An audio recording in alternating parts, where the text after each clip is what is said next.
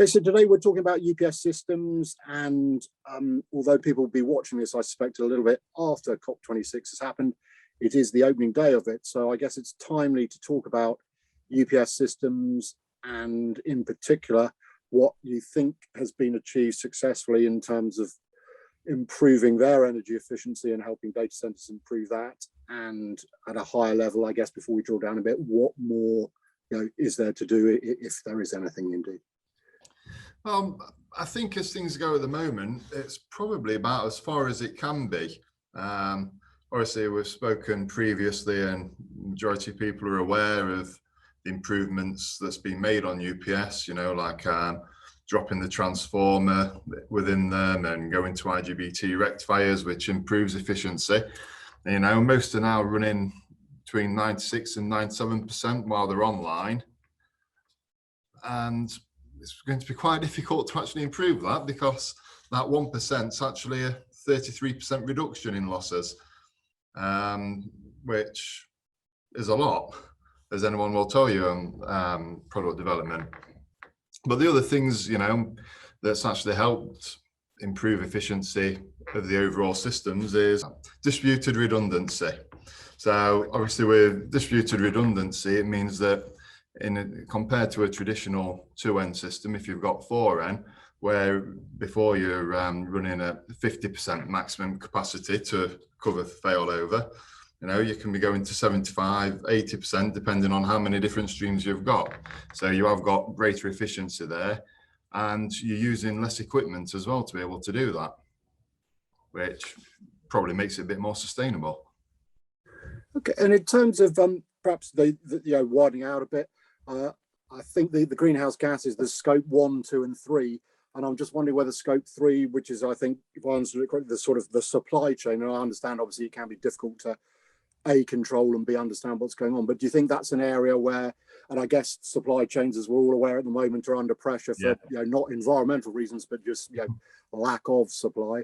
Do you think that's an area where people might start looking at where they're manufacturing, how reliable that is, and obviously the carbon footprint of then delivering it from somewhere maybe across the other side of the world to where it needs to be? I don't think, to be honest, it's going to make a massive difference. So obviously, most of the components, your semiconductors and things like that, are made in the Far East. So even if the UPS itself is assembled and manufactured in Europe or in the UK, all the component parts have got to be shipped over anyway. Now, you can argue that that's a lot more effective in terms of space usage, but it's still having to come over there, isn't it? So you're not massively reducing your carbon footprint. And well, your other things with that is probably just like what we've already had to start doing, because as you alluded to, the shipping constraints at the moment, is being a little bit more intelligent on how we ship things. So making sure that when we bring containers over, they are completely full, maximizing every bit of space in those containers, because it's so difficult at the moment to get them. Okay, no, that's fair enough. So that's, if you like, I suppose, at the start of the process. At the other end, is servicing and maintenance, for example, can that play, again, excuse my ignorance, but if you just let a UPS run forever with very little, does it, become less efficient over time? Therefore, regular servicing and maintenance is an important angle, or does it not make a lot of difference? Yeah, no, it does make a difference. But it's more, as parts start to wear out, they become a little bit less efficient. But it all comes down to that cost benefit equation there, doesn't it? Does it end up actually costing more than what you save on the efficiency? Because ultimately, people aren't going to do things just to become a little bit more green. It's got to have a real saving as well. Otherwise, well, everyone would be paying the absolute top dollar for everything, and the technologies that are available in theory at the moment would be a reality. The only thing what's stopping them right now is cost. Okay, yeah. That's first. I mean, sorry, Phil. That's right. I mean, there's a big trade-off between sustainability at the moment and efficiency. Now, what's better? Something that's perhaps less efficient but lasts twice as long, or the more efficient? I've not really looked at the numbers, but I suppose if you look at the total carbon footprint of something, perhaps the sustainability comes into a little bit more. And if the whole grid ends up being renewable, well, you're not really creating carbon if you're less efficient, are you? Yeah, no, you put on. I think you put your finger on there that we need the world's biggest sort of reference book that allows you to track the, I guess, as you say, the carbon footprint of any activity or whatever it is, and try and compare the two, the two alternatives. And it's very difficult sometimes to work out which is, one thing might immediately look, oh, that's a great idea, but as you say, over a life cycle, it might not end up being quite so smart. And perhaps that leads us on to again, I know in the IT industry, there's a bit of I won't say renaissance, because I'm not sure it's happened much before, but an interest in recycling and refurbishing certainly the IT hardware. And again, excuse my ignorance, but is that at all practical? I mean, a UPS system, can you refurbish and use it elsewhere? Can you at least break it apart and reuse components? What's the scenario there? Yes and no is the easiest answer. Probably not in terms of most things, because you've got to remember why people want a UPS in the first place. It's there ultimately as the last line of defense, and it's working 24/7. So I wouldn't personally fancy being on an operating table or something in those sorts of circumstances with a refurbished UPS. With parts in there that who knows how old and how reliable. So reliability has got to be key when it comes to a UPS. However, in terms of when you dispose of them, removing all the component parts and getting them, they might be repurposed further down the line, but just not as a UPS. That makes sense. And you mentioned earlier about the alternative fuels, renewables and stuff. I think we've chatted about this before, but what do you think is likely? I mean, I know the sort of consumer world, if you like, we're all being pushed towards electric vehicles. Some people I talk to seem to think that hydrogen might be the place where we end up at. But what do you anticipate? And again, I appreciate what you said about UPS being, very important in terms of resilience, reliability. Obviously, the same as we discovered in the UK, at least, that if the wind doesn't blow, we potentially have a power source issue. So, bearing in mind all that, what do you think is with your best sort of crystal ball gazing, the likely outcome of all the, do you think it's practical that we'll ever end up with sort of 100% renewables for the data center? Or will we always need to have that sort of, natural gas or whatever it is generation in the background, just in case the, natural resource? As I talk to obviously a lot of different manufacturers, and like take Huawei, for example, they're now doing lots of PV inverters. They'll say that they have them for a long time, but they're also now doing energy storage. And I know that Legrand have been looking at those sorts of things as well. So I should imagine majority of manufacturers are. And I do think there's going to end up being something where perhaps the UPS becomes more than just a UPS. And if you bolt onto it lots of energy storage, it might end up removing the need for a generator at some point down the line. It all depends on how much backup you need. I mean, obviously, your supercritical facilities will always want to have the full nuts and bolts of everything, and they'll want, days of backup there, and ease. You can't beat ease of just a fuel truck delivering to keep the facility running. But if it's somewhere that just needs, I don't know, say 8 hours of runtime, and you've got resiliency through the network in other ways, I don't see why having the UPS, some renewable energy source, whether it's PV or wind farm, and a much bigger battery there, I don't see why that can't remove the need for a generator. And obviously, if it's with energy storage and with some renewables there, it'll also reduce the impact and requirements from the grid. Okay, no, that's interesting. And in terms of sort of local power generation, I've seen stories, 1 or 2 data centers. I think there's one in, I think it might be Ireland, where there's a sort of biomass plant next door that they're potentially going to, I don't know whether that's going to completely, provide the complete energy source, or if again it's a, dare I say, a bit of greenwashing, so that's, you know, it sounds good, but most of the time they're actually going to use, you know, good old-fashioned energy supply. Any thoughts as to that? And I suppose the part two, so apologies, but that also comes down to where some of this in renewables, I know obviously in Scandinavia, for example, is they have fairly plentiful supply of hydropower, which sounds to me pretty green as a thing. So is there a possibility that where latency or, you know, speed is not the be all and end all, moving the data center industry almost, you know, whole scale into much more environmentally friendly locations, if that makes sense? Can you see that happening, and or this sort of, you know, microgrids, I suppose we're calling them, aren't we, near where the data centers are? Yeah, I mean, I think I'll answer the third point. I think that was first on the relocating elsewhere. I'd imagine if they could, they already would. I mean, I've not looked at the numbers, but I should imagine a big piece of land and power availability out in Scandinavia somewhere is a lot more cost effective than London. Certainly in terms of land price, and like you say, they've got masses of hydropower available, which is relatively cheap. So on an economic sense, I'd have thought anyone that could already would.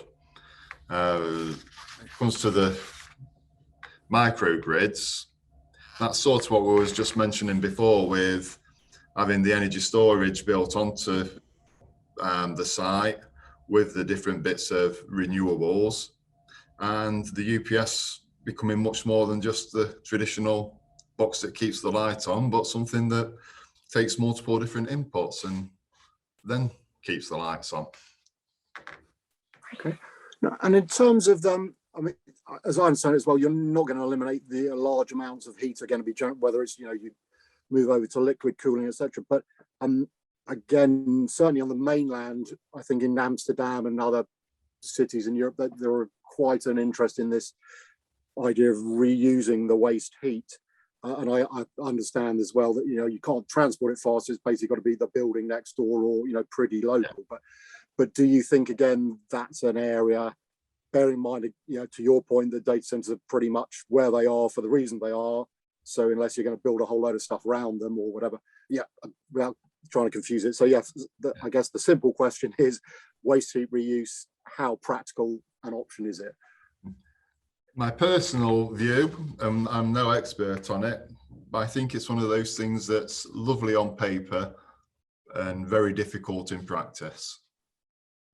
That's my layman's view on it, because like you say, you can't transport the heat very far. Yes, there's a lot of heat that is generated, but it's not particularly concentrated heat. And what really can you do with it? There's not too many housing developments next to data centers. So the district heating going out to the houses and things like that isn't particularly practical.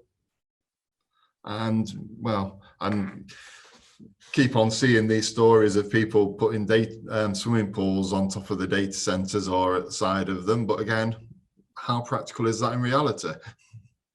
And there's only so many swimming pools you can make. Yeah, and I'm thinking as well, although I know, you know, obviously any data center in Holland is potentially, you know, under sea level if the dams go on, but I'm not sure putting a swimming pool on top of a data center building is, you know, if it did happen to leak, somebody might ask questions as to what the hell was a swimming pool doing there in the first place. But, yeah, that's what I mean. It comes down to there's the whole greenwashing thing that you was mentioning before, and then the practical implications and what actually works in the real world. Same as UPS, a data center's there for a purpose. If it stops that purpose, well, why have it? And in terms of, I mean, just before we sort of finish, more broadly maybe, do you think whether it's PCL as a company or the data center industry more generally, do you think you have a role in talking, because obviously data centers exist for a reason, not just to, you know, have a load of cabinets and, you know, empty space. There's some IT kit that goes in there which kind of drives the world we're living, I guess. But so do you feel PCL, or at least the data center more generally, needs to be engaging more with the IT folks in terms of the one in the PUE, or do you think they themselves are already, fully aware of their responsibilities and are working as well as they can? Or do you think it would be helpful if both sides, if you like, as the PUE debate came together to progress things? I might be a little bit of an idealist on this, or too much of a capitalist as such, but I like to think that the market would dictate those sort of things. Same as, again, with UPS, one person develops something that's a little bit more efficient, so everyone follows suit to play catch up and then to leapfrog in front. I'd imagine the end users would be the people to end up dictating what they accept.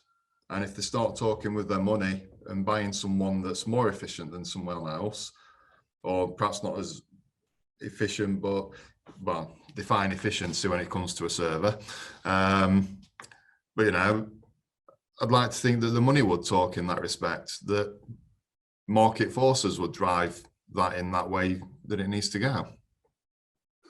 Okay, and I guess that neatly leads on to one of my last questions, which is, market forces is one thing, but I guess there's the big stick of government regulation, is there in the background. Again, we're talking on day one of COP26. By the end of it, who knows what might happen, but do you think it is desirable, inevitable? How do you see do you think at some stage governments are going to have, start laying down the law as to, again, allow for the fact that data center indices are, the engine room of the digital world. So we all want to take our photos and stream our videos and Sky Glass or whatever it is they've just announced. There's all that.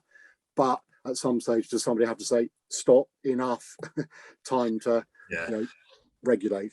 I think they are going to end up doing regulation. And the cynic in me says that it's not going to be for any reason other than going green everywhere is going to cost a lot of money, and governments around the world will see some extra tax revenue in some way, shape or form from data centers, and they'll enforce it as a thing of, similar to your speeding tickets.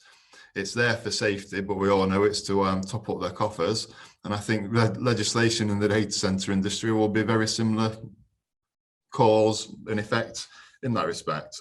Obviously, ultimately, it is going to end up being beneficial to everyone, but it's the stick and the carrot, isn't it, that they'll be using. And I do think it is necessary, same as everything. There's 90% of people that do things right, and then there's always those that just care about the bottom line, and they'll do things as cheap as they can and not care about efficiency, this, that and the other. And perhaps those ones should end up being paid to pay a bit more tax as a result.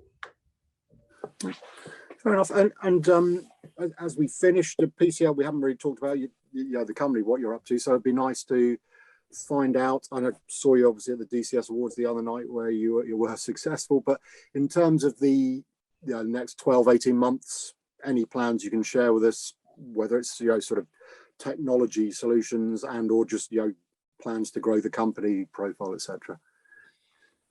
So I think same as everyone, we plan on keeping on growing. I don't know any company that really says they don't want to grow, unless they're telling porkers to themselves and to everyone else. We have got our own R&D team, which are looking at lots of different things on, like we're saying, on integrating PV in with a UPS a little bit more, and energy storage systems, and then obviously remote monitoring platforms using the IoT type things for making that a little bit more real time and easier and more manageable. I can't remember if I asked before, but the whole sort of talk about the edge. I mean, I think IDC or Gartner, one of them, says that by 2025 or maybe a bit later, 80% of all data will be generated and or consumed at the edge. In simple terms, I'm sure UPS you can build any size, but is there any sort of challenges in building UPS's apps, scale for flexible edge applications, or is it just, as you say? I think that's just business as usual, to be honest with you, Phil. You know, 'cause most of those, depending on who you read, it'll be anything from a 2 kilowatt to a 2 megawatt, which is the edge. But, you know, it's just more of the same, really. I guess, though, what you mentioned about the sort of monitoring, etc., that becomes just a little bit more important. If there's a data center where somebody's there, they can obviously run along the corridor or whatever it is and sort something out fairly quickly. If they're on street corners or distributed, then reliability just becomes that bit more important. Yeah. Yeah, that's right. And, you know, I do think that that's going to end up being a bit of a case of, against the sustainability thing, I don't think there's going to be maintenance as such with those. I think it's just going to end up being a case of, if it's an unmanned site, remote monitored, and perhaps checked once every 2 years or 3 years instead of every 6 months or 12 months.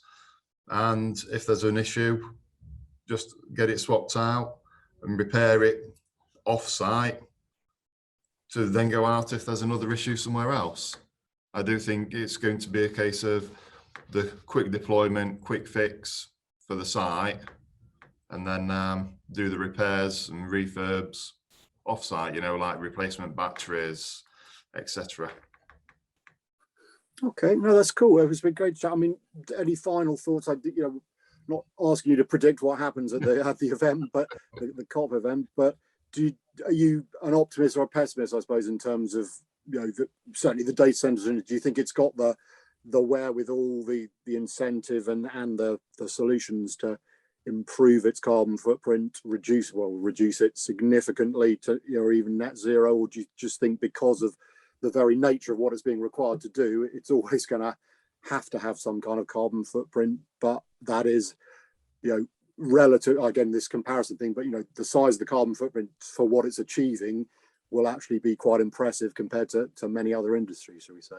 Well, I think it already is. I mean, if you look at the strides that the industry as a whole has already taken over the last 10 years in reducing what its footprint is, I mean, I don't have the numbers, but it's certainly see on the specifications, it's a huge improvement. And yeah, realistically, I don't think it's ever going to get down to a pure net zero, especially when you take all your supply chain and everything else into account. But then what else do you take into account? Do you actually use the data center to help other industries reduce theirs, which then has that knock-on effect? So directly, no. Indirectly, probably yes. Okay, well, it's great. It's been enjoyable to chat to you. So Rob, thanks indeed for your time. Thank you. Thank you, Phil. Cheers.